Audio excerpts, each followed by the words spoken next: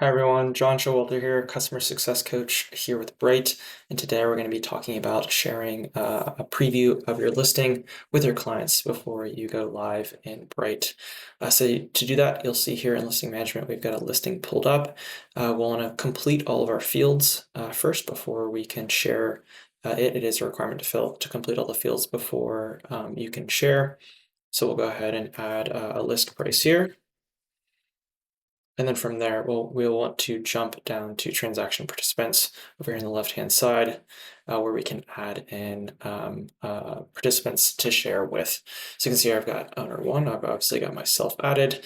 You need a name and email added here. You can also optionally add a phone number as well. And then you can also add in an owner two here underneath. From here, we'll go up here to the top right, click on listing options as the dropdown and click on preview draft.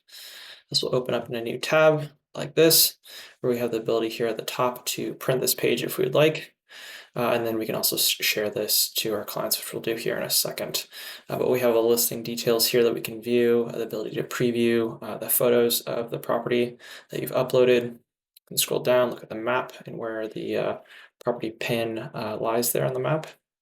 And we can scroll down here and expand out each of these sections that we've completed in Bright and see those. And your client can then see that and verify the information there, obviously, before you go live. So we'll go ahead and scroll back up to the top here, switch back over to this tab. And then, so how do we share this to our clients? Click on listing options, drop down again, click on share draft there at the bottom. We'll open up this screen here. You can see I've got myself added here as owner one.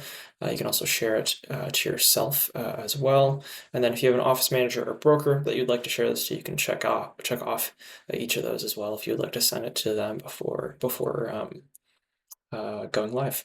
So we'll click on send and it will then go out to all those parties.